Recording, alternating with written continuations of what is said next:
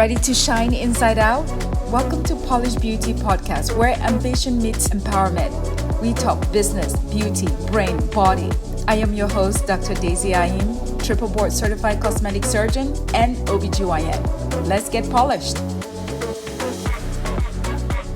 Welcome back, beautiful tri-state area. You're listening to A Moment of Zen right here on 710 WOR, the voice of New York, iHeartRadio. I'm your host, Zen Sams. Up in just a few minutes, in the Polished Beauty segment, we're joined by our newest contributor, Dr. Daisy Aim, triple board certified cosmetic surgeon and highly respected obstetrician and gynecologist.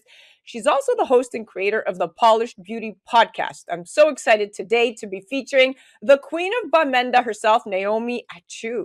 Naomi is a singer-songwriter, a two-time AFRIMA award winner. That's the Africa Music Awards, which is a rather large annual award event. She has millions of followers, and she originates from a town called Bamenda in Cameroon, Africa. Hence her popular moniker, Queen of Bamenda. Now, in the Polished Beauty segment, we're going to be addressing mental wellness in a busy world with Naomi herself. We're going to chat about how she stays grounded in a chaotic world. In today's fast-paced universe, juggling multiple roles and maintaining mental wellness definitely seems like an impossible task, especially for high-achieving women. And Naomi is not only a celebrated musician, but also she's a symbol of strength and resilience and grace under pressure. We'll explore how she manages her mental health amidst the highs and lows of a successful music career, the impact of trauma, and how she remains grounded even through life's toughest moments. Welcoming now to the show is the beautiful and talented Naomi Achu. Welcome, superstar. Hello. Wow, what an intro. Thank you. Yeah. Now let's chat. Mental wellness has been at the forefront of conversations across industries, but it's especially relevant in high-pressure fields like entertainment. And according to the World Health Organization, over 264 million people suffer from depression globally, and artists are particularly vulnerable due to the immense pressure of fame and creativity, and mainly expectations. So Naomi, you have experienced the intensity of the music industry firsthand. How do you maintain your mental wellness while managing the pressures of a demanding career in this industry? Well, number one, you have to know who you are. You always have to go back. My friend, India Ree has this song called Coming Back to the Middle. You always have to remind yourself, this is who I am, this is who my mother is, this is who my father is, this is where I'm from, because you can easily get carried away. So whenever you're in a situation where you have to make a decision, just say, who are you? Who are you?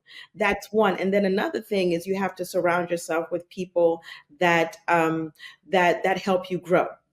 You have to surround yourself with mentors, just a great support system, because it's very, very easy to lose your way as an entertainer. Women in the spotlight, I say all the time, are often expected to perform at their best, all the time concealing any emotional or mental struggles. And it's interesting because a study from Harvard Business Review revealed that women, particularly those in leadership or high visible roles, are more likely to experience burnout.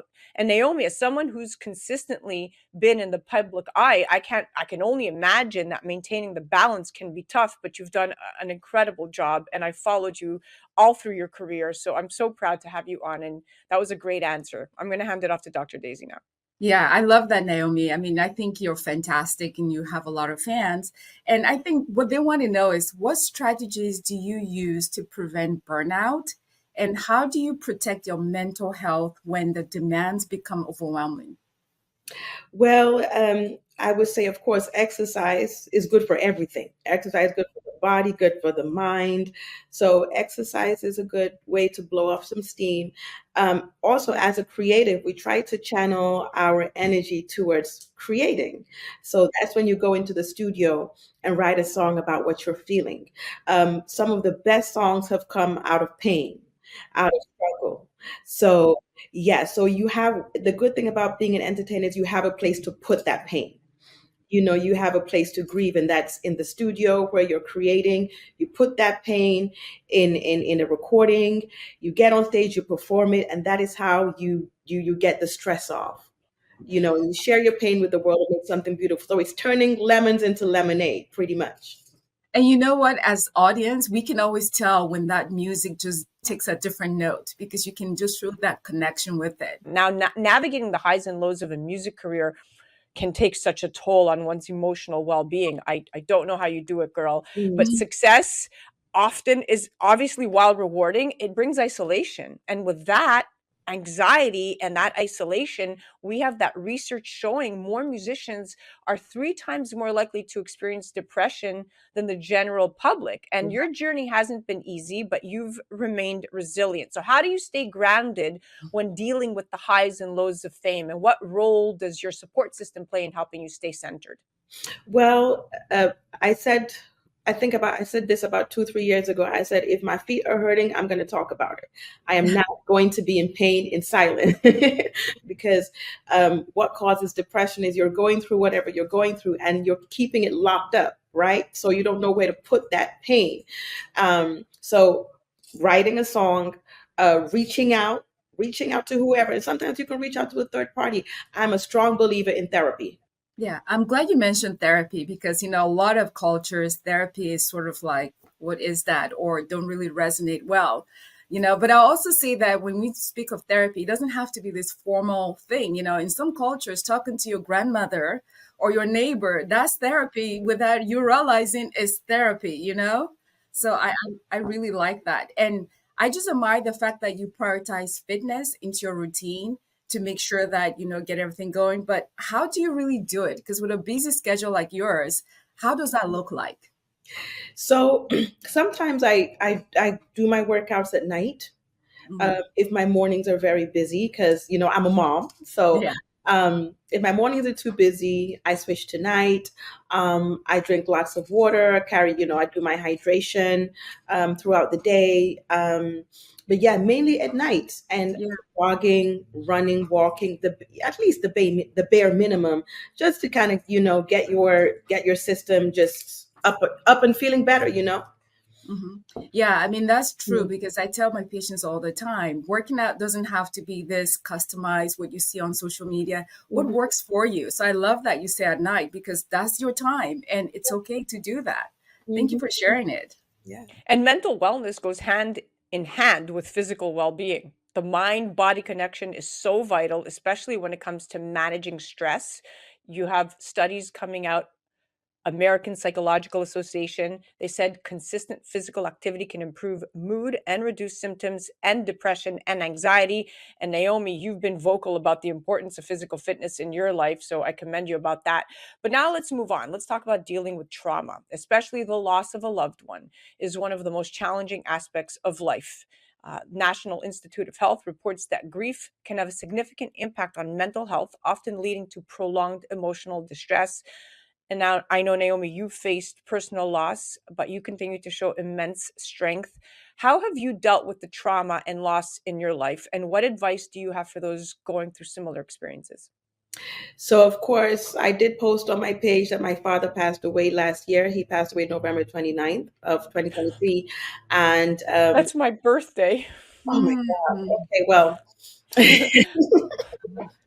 Okay. I So will always November. give See, you I told that. you there was a connection when you came on. I don't know if the day meant anything of when he passed was the first thing I said to you. I had no idea he passed on November 29th, but I That think means it's meaningful. that means I owe you a gift every November 29th. I will never forget your birthday. Um, so I just take one day at a time, honestly. Yeah. And it never really gets better because you're losing somebody who brought you into this world. So I don't expect it to get better, but I expect that I will be able to manifest in the ways that my father would have wanted me to. Um, and that's all you can do. But I have a strong support system because my dad had 6 children. I'm the last. So I have my brothers and sisters who have been there for me. I have cousins, and my dad, we come from a big family. So we have cousins, aunts, uncles who have been very supportive. And yeah, Doc knows how we do in Cameroon and Yeah. how we grieve and how we support Yes. each other. So it's really You just have. one day at a time. I did write a song. I did write a song for him, which I performed at every service where he was being recognized. Mhm. Um, that was helpful too. Was the song? It's called "A Big Man." I love that. I mean, I get it. We come from a community of village, right? So Yeah. when one thing happens, the entire community just pitch in and Mhm. uplift you. So that was really nice. And I like that, your music seems really therapeutic in processing trauma. How do you channel that? Is this something that is happening at the moment or later? How do you just put that into your creative juice? Well, so the way I write, sometimes it can just be from immediate pain, like the Mm, song I wrote for my dad, and sometimes it can be somebody else's pain. mm, Sometimes somebody tells me a story that's, is a sad story. It can be a happy story too, but I take that story and I'm writing. So a lot of my creativity comes naturally at the mm. time. And of course, if I'm writing to a beat, then I'll just match match that beat, match the energy to the beat. So it's all about energies, the energies that are flowing at the different times. Yeah. And mental wellness is extremely important. Let's talk about that. So, mental wellness in the entertainment industry is often, it often requires a proactive approach to self Mhm. care. And when we look at the research and the data, it shows that artists who actively practice mindfulness are more resilient in Mhm. the face of industry pressures. Yes. Now, Naomi, you've shared snippets of your self care rituals with your fans, Mhm. which helps to destigmatize the conversation around mental health. But can Yes. you share your daily self care or mindfulness practices that help you stay mentally balanced in such a chaotic world? Affirmations. Mm, Affirmations. Of course, I have a relationship with God, so I talk to God every day. But then affirmations, which is once again reminding yourself of who you are. I am kind.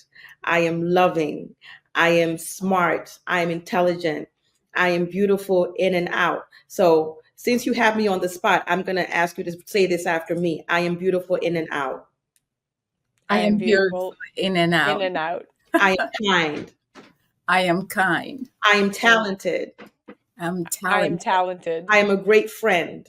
I'm a great I'm a friend. great friend. There you go. So all Mm, those of affirmations, when you wake up in the morning and you say those things, that's how you carry out your day with that energy. mm. Amen. Yes. Amen. I mean, it doesn't get better than that. I just love your positive outlook despite all the challenges that life has thrown at you. What makes you have that outlook? What is your zen? Wow. What is my Zen? Just love. The real, Mm, I think that life isn't difficult. We make it difficult. mhm. Half of the time is what I think. So I try not to sweat the small things.